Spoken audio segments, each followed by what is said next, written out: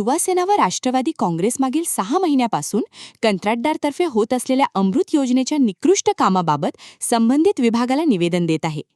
मनपा आयुक्त अकनुरी नरेश यांनी स्पॉट पंचनामा सुद्धा केला, मात्र त्यानंतर काम जैसे थे पद्धतीने सुरू झाले. याचाच अर्थ आयुक्तांना कंत्राटदार ऐकत नसल्याचे चित्र मनपाच्या राजकीय वर्तुळात रंगले आहे. मनपाच्या या अडेलतट्टू धोरणामुळे आज महाविकास युवक आघाडीने घागर फोडो मोर्चात मनपा विरोधात निदर्शने केली. हातात घागर घेऊन महिला पाण्यासाठी मनपा विरोधात नारेबाजी करीत होत्या. शिवाजी चौकातून निघालेला हा मोर्चा चंद्रपूर महानगरपालिकेमध्ये पोहोचला असता युवासेना जिल्हाप्रमुख विक्रांत सहारे व राष्ट्रवादी युवक काँग्रेसचे कार्याध्यक्ष संजय ठाकूर यांनी मनपा उपायुक्त यांना घागर भेट स्वरूपात दिले.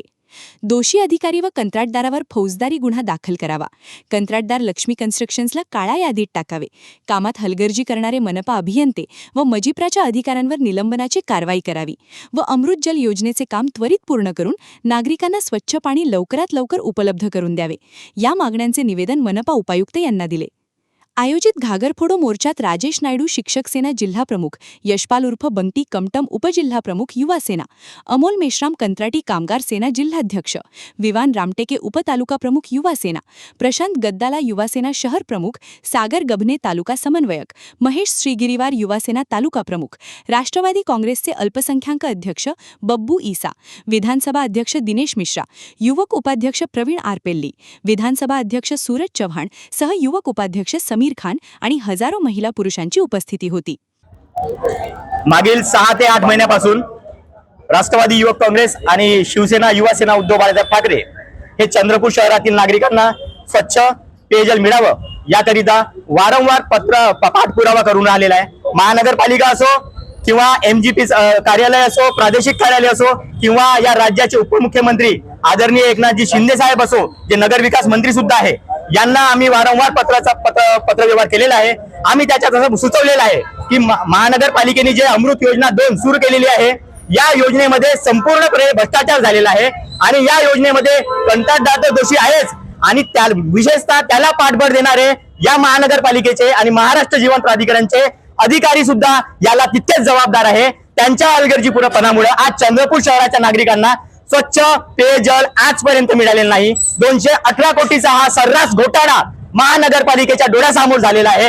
याचाच निषेध म्हणून आज राष्ट्रवादी युवक काँग्रेस शरदचंद्रजी पवार आणि युवासेना उद्धव बाळासाहेब ठाकरे यांच्या संयुक्त विद्यमाने आज आम्ही महानगरपालिकेवर घागर फोडो मोर्चा काढलेला आहे. मी महानगरपालिकेच्या आयुक्त साहेबांना आज इथून विनंती करतो, आम्ही शांततेच्या मार्गाने आता मोर्चा काढलेला आहे. जर आपण इथे सामोरं येऊन आमचं आंदोलन स्वीकार करावं, हा आंदोलन चिरगडू देऊ नका. युवक आणि शहरातील महिला आज आपल्याला न्याय मागासाठी आपल्या दारावर आलेली आहे. आम्ही आपल्याला घागर गिफ्ट करणार आहोत आणि म्हणणार आहोत की त्या आमच्या माठामध्ये आपण पाणी द्या आणि आम्हाला पिण्याचा योग्य मान सन्मान द्या पाणी देऊन. म्हणून मी सांगतोय की हे आंदोलन आपण चिरगूर देऊ नका. किंवा आम्हाला आता न्याय मिळाला नाही तर येणाऱ्या भविष्याच्या काळामध्ये आम्ही दोन्ही युवक आघाडीतील संघटना मिळून याच्यापेक्षा तीव्र आंदोलन करणार आणि त्यावेळेस जर कायदा सुव्यवस्था बिघडली याचे सर्वस्वी जबाबदार महानगरपालिका आणि संबंधित प्रशासन राहणार, हे मी आपल्याला सुचवतो. जय हिंद, जय महाराष्ट्र. मागील 6 ते 8 महिन्यापासून आम्ही सतत महानगरपालिकेला अमृत जल योजना 2च्या विरोधामध्ये सतत पाठपुरावा करत आलो, पत्रव्यवहार करत आलेलो आहोत. मंत्रालयापर्यंत आम्ही पत्र देऊन तरी सुद्धा या भ्रष्ट अधिकाऱ्यांना जाग येत नाही आहे. येणाऱ्या दिवसामध्ये अजून आपल्या पाण्याची व्यवस्था ही अजून खालानी होणार. यानंतर अगर महानगरपालिका यानंतर सुद्धा अगर महानगरपालिकेला जाग आला नाही तर आम्ही यानंतर अतिशय उग्रपणे आणि तीव्र आंदोलन करणार आणि लवकरात लवकर जे लक्ष्मी कन्स्ट्रक्शन आहे त्याला ब्लॅकलिस्ट केलं पाहिजे अशी आमची मागणी आहे. आणि यानंतर महानगरपालिकेनं आणि संबंधित अधिकाऱ्यांनी त्याच्यावर ऍक्शन नाही घेतली तर यापेक्षा तीव्र आंदोलन आम्ही करणार. जय हिंद, जय महाराष्ट्र. क्या हुआ बहू? माँ, पाइल्स की बहुत तकलीफ हो रही है. तो तुम गुदरोग सर्जन के पास क्यों नहीं गई?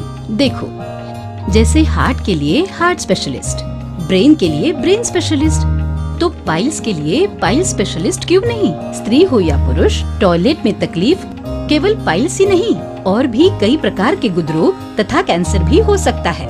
इसीलिए इसकी प्रत्यक्ष जांच जरूरी है. ठीक है माँ, पर जांच के लिए हम जाएंगे कहाँ? वही काले आयुर्वेदिक पाइल्स हॉस्पिटल में। लेकिन माँ, प्रेगनेंसी में पाइल्स की दवाइयाँ। प्रेगनेंसी में आयुर्वेदिक दवाइयाँ सुरक्षित होती है। जनहित में जारी काले आयुर्वेदिक पाइल्स हॉस्पिटल, औषधि चिकित्सा तथा सर्जरी ट्रीटमेंट उपलब्ध। हमारा पता उमरेड रोड, दिघौरी बस स्टॉप के पास, नागपुर। अधिक जानकारी के लिए वेबसाइट पर जाएं kalepileshhospital.com।